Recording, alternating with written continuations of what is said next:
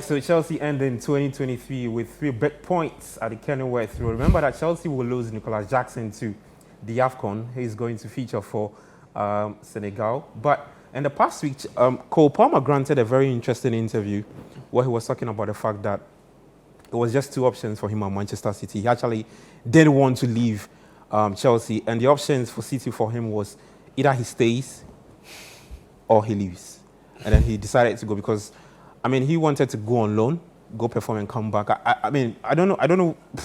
Chelsea are going into the Fulham game on the back of the 1-0 defeat to Middlesbrough in the Carabao Cup semi-final. Pochettino, I've seen so many stories surrounding him that he's been given some games to win, and that if he doesn't win, Hansi Flick takes over as head coach. Those are the rumors popping up. I can see music to my ears. But I mean, someone talks to me about Chelsea. It's a London derby. In Chelsea taking on Fulham. I don't know what you think. Jackson, especially. Let's highlight Jackson. Yeah, he's not been too good for Chelsea, but you look at his numbers.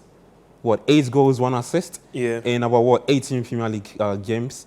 I mean, if you look at the numbers, somebody would say, yeah, for starters, for somebody who's playing the Premier League for the very first time, is decent. But we all know it's very deceiving. The general talk about him is the overall play of him. You know, there's this Chi song that but that's too harsh. The truth is this, but in all honesty, Nicolas Jackson, if you watch football, if you are not like obsessed with stats, as in, let me go watch the stats, I didn't watch the game. Yeah. You watch a full game, you do not get really impressed with him. I keep on saying that this is a Chelsea. Chelsea has seen a lot of good strikers. But this is what you get. This is the direction the current ownership wants for the club. Because the team is now dependent on players who are not yet proven, like Nicolas Jackson, players who are not yet proven, like Cole Palmer, players who are not yet proven, like Armando Broja, players who are not yet proven, like Caicedo. Yeah. The problem currently is this, and you can see it running through the Middlesbrough game, where because Chelsea, or I think Mauricio Pochettino does not trust Broja enough, he didn't play any recognized striker and played Cole Palmer in that number 9 when we saw how dreadful Cole Palmer was in that position. So, in and of itself, I can say Chelsea are missing Nicolas Jackson a little bit. I feel reluctant to admit it. At the same time, they want to miss because this was supposed to be the chance for Armando Broja to shine. And I think against Preston, he did well. Yeah. He got a goal, a good header. So you would think Mauricio Pochettino will follow it up in the Carabao Cup to play Armando Broja in the number 9 position, and then Cole Palmer is playing behind the striker because I think that's where he thrives. Yeah. But playing Palmer rather as the number 9 against as a false 9 against Middlesbrough, to me as a spectator when I was watching the game, what it communicates to me is that he probably doesn't trust him that much. But if you juxtapose that to Nicolas Jackson, I don't think he's always had any problem starting Nicolas Jackson. So I think in the lens of Mauricio Pochettino, Chelsea is missing Nicolas Jackson, but I believe that this was an opportunity for Armando Broja to have a claim in the starting lineup. But you never know. I'm thinking maybe tomorrow being a London derby and probably Pochettino learning from the loss against Middlesbrough, he's going to probably start Armando Broja, because if you have a striker, it reminds me of Mourinho's debacle in Madrid, where he didn't want to start Benzema, and he came against the club president that I don't have any strikers, and the sporting director said you have a striker on the bench. So it's something like that. If you do not have Nicolas Jackson because he's out playing in Senegal, you do have Armando Broja. So it's time he played him, and I think he will learn from his lesson. Well, Emmanuel, let's look at Fulham. Marco Silva would have to present a depleted squad. I said depleted squad because he's got 3 players in the hold or have left for the AFCON. So I'm looking at Alex Iwobi, Calvin Bassey, and then for the Balutier, who plays for Senegal.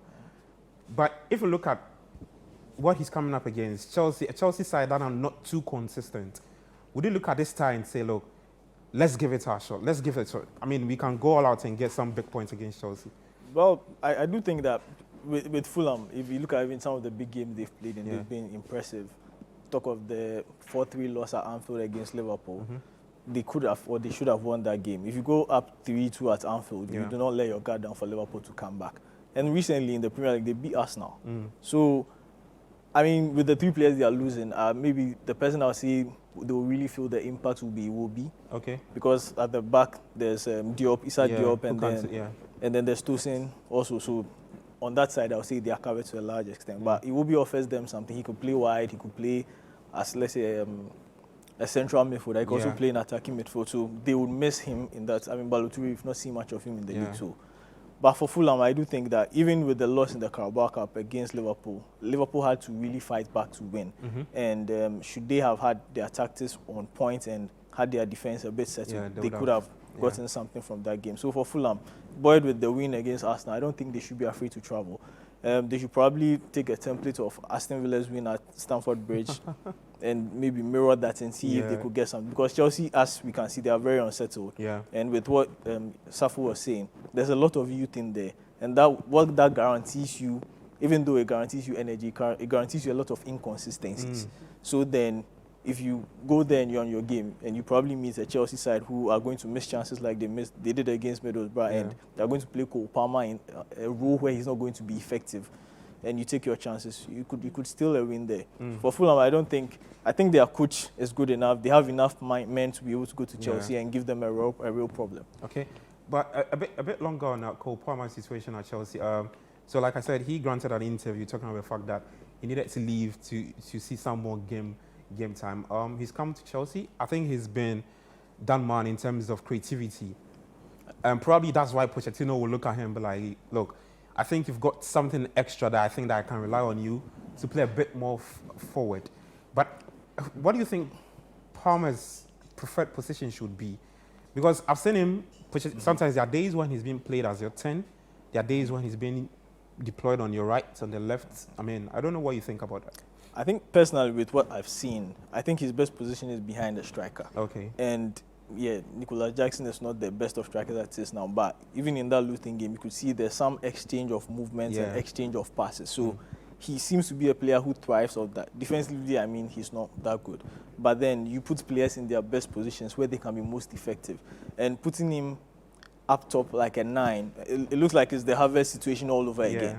So you pair him in there with a striker or wingers where there's some form of movement. He can move to the right side or the left side to form some form of a triangle with the wide forward and then the striker. Then, because I think from where he's coming from with the City mentality, they deal with a lot of players moving into spaces. And he's conversant with that. So when you put him in an area where he's restricted and he can't move around, then you're not getting the best out of him. So just play him behind the striker. Give him that free role for him to roam across the front 3 or the front spaces. And I think we can just see he's been Chelsea's best player. Best player. And I'll probably say he's the buy of the he's and the buy of part the of the season. interview that caught me was he was talking about the fact that look, Pep will teach you the extra things, and Pep was teaching him what foot to take the ball at, given the way the passes is being given. And I mean, would you say that has put him at that level that you can actually see that even when things are not really going well for Chelsea, he looks like one of the brightest spark in whatever Chelsea are doing. Yeah, but then I still stand by he's not the finished product. Okay. You see, and that's the difference between a team like Chelsea and a team like Man City, because they can afford to let Cole Palmer go. And who do they have there? They've got Bernardo Silva, who can play in that role or play in midfield. They've gotten Jeremy Doku. They've gotten Jack Grealish. They've gotten Folding. They've gotten an Alvarez who can play as a 9 on the wing. And these days, he's even introducing Rico Lewis, Oscar Bob. So that's who Cole Palmer would have been. His play would have been like Rico Lewis or Oscar Bob. But for him to leave, it's like Oscar Bob, who is now the big boss of Chelsea. He's the one everything goes through. It says a lot. But I think with time and the kind of manager Pep Guardiola is, he would have learned a lot. As to, we've seen players the caliber of Riyad Mahrez who go into Manchester City and are not even getting the look in. They are not getting consistent playing. So the move to Chelsea, don't get it wrong, it was a good decision, especially as the Euros is coming up. He believes that he's got it back. He needs to be starting games for England. But it's time for him to back it up. I think he would get that experience with Pochettino. I don't think he would have gotten it as much as he would have gotten with Guardiola. But I think he will get a little bit with Pochettino. And you know, these are professional athletes. They watch their videos. They try to be better. So I think I agree with him. But I think coming to Chelsea was the right move for him. Is it the right thing to do, to press the button and say, look, let's let go of Mauricio Pochettino?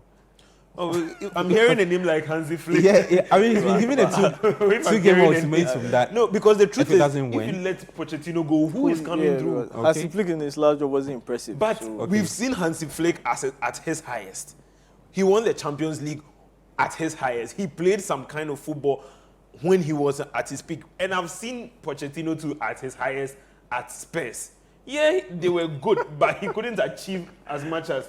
he took them places where they've never been before. I think that's the Champions League final. My biases would be to, I think Hansi Flick as a manager has enough experience, more experience. Assistant coach for Germany in the 2006 World Cup. He's been assistant for Bayern for a long time. Took over Bayern, was great.